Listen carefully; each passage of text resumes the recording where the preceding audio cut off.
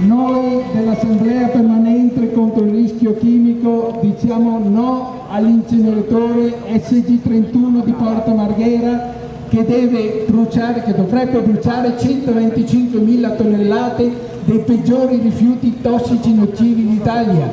Diciamo no perché abbiamo già dato. Noi dell'Assemblea Permanente siamo riusciti a liberare quest'area dal Forgene e da altre produzioni estremamente nocive. Diciamo no a questo impianto perché non vogliamo ritornare indietro di 10-20 anni. Chi se ne frega. No all'inceneratorio SG31, no al reinquinamento della zona di Porto Marghera. Noi come cittadini del Comune di Venezia in tutti questi anni abbiamo già dato. Ricordo i 164 morti del PVC CVM, i 55 morti dell'amianto e tutti gli altri che sono morti con la conseguenza delle emissioni tossico-nocive dell'aria di Porto Marghera. No all'SG31, no all'inquinamento.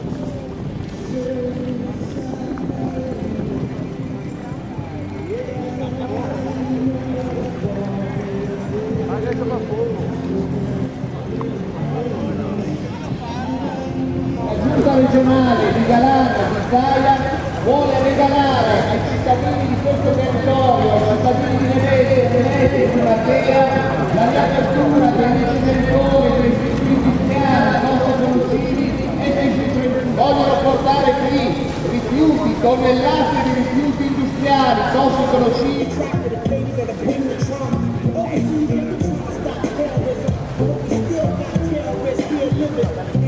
Questo impianto che la Giunta regionale Veneto ancora una volta con un colpo di mano, approfittando di una giornata di semifestiva, vuol far approvare. La reazione dei cittadini del Comune di Venezia è estremamente forte perché si rendono conto che questo impianto non deve ritornare in funzione. La Giunta regionale del Veneto, Galan, e poi il nuovo candidato governatore del Regione Veneto Zaia vogliono trasformare Marghera, Mestre e Venezia in un'altra pattugliera. Siamo venuti a portare qui alla Giunta regionale migliaia e migliaia di firme, più di 10.000, raccolte dai cittadini della nostra città che vogliono un futuro diverso per Mestre, per Marghera, vogliono trasformare questa città in una pattugliera. Vergogna! Non all'SG31, non all'incenerimento dei rifiuti tossico-nocivi.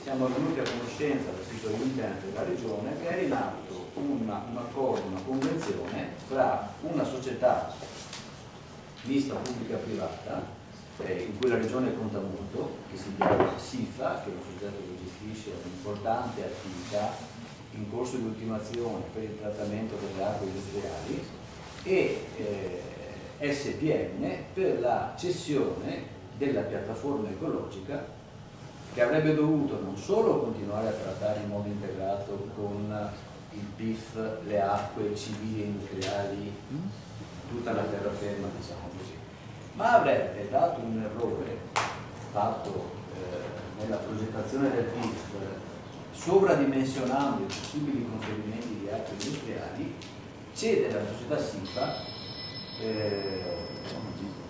dopo un accordo con SPM, questa possibilità di incenerire dei rifiuti, addirittura potenziando l'attuale impianto che è dimensionato su 100.000 tonnellate all'anno su una linea, prevedendo l'apertura di una seconda linea per altre 25.000 tonnellate di rifiuti pericolosi.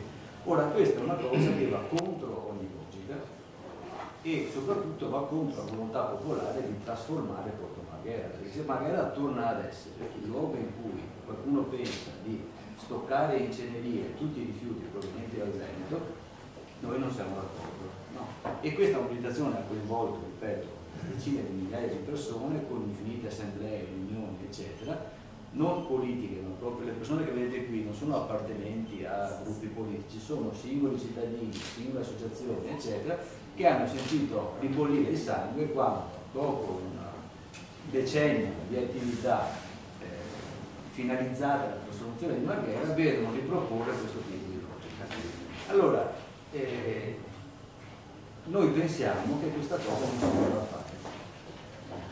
Allora, noi oggi, proprio per chiedere alla Regione un atto di trasparenza, consegniamo un atto di volontà, qui c'è un rappresentante delle associazioni che hanno lavorato a questa iniziativa, vorremmo sapere dall'assessore Marangon che cosa intende fare la Giunta regionale su questo provvedimento. Riteniamo che sia inaccettabile che un provvedimento di questa natura vada alla fine di un mandato, impegnando quindi la prossima Giunta su delle cose che magari vorrebbe conoscere meglio, e riteniamo che in questa fase l'unica cosa che si può fare è aprire un confronto con la popolazione e con le autorità locali su questa procedura attivata dalla Regione.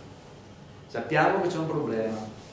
Sappiamo che SPM è una società sull'orlo del fallimento, sappiamo che ci sono 30 persone che rischiano di perdere il posto di lavoro, sappiamo anche però che Veritas ha dato la sua disponibilità di inserire nel ciclo integrato delle acque queste 30 persone e che non è necessario quindi per questi 30 posti di lavoro aprire l'incentivo.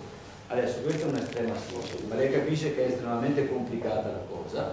Noi vorremmo che l'assessore regionale venisse a dirci come intende procedere nel momento in cui noi stiamo cercando di ottenere informazioni e vediamo convergere una serie di attività, dalla commissione di salvaguardia che autorizza delle cose edilizie relative a delle piccole infrastrutture comunque legate a questo impianto, a una CTR che valuta il forno di essiccazione di questi fanghi biologici, a un progetto che è aperto adesso in via per quanto riguarda le attività di Alles, che non sappiamo se essere collegate al vallone Molanzani o a questo tipo di... Cioè non capiamo niente. Perché? Perché manca la trasparenza. Quindi la prima cosa che un ente pubblico deve fare, la Regione ha dimostrato di poterlo, di saperlo fare, è essere trasparente. Cose di questa natura così complesse, certamente con interessi così forti, devono essere rese disponibili a chiunque le voglia sapere. Noi invece vorremmo avere la garanzia da parte dell'assessore regionale che si procederà in questa direzione. Prima della consegna delle firme. No, beh, scusa. Tutte sì. Okay.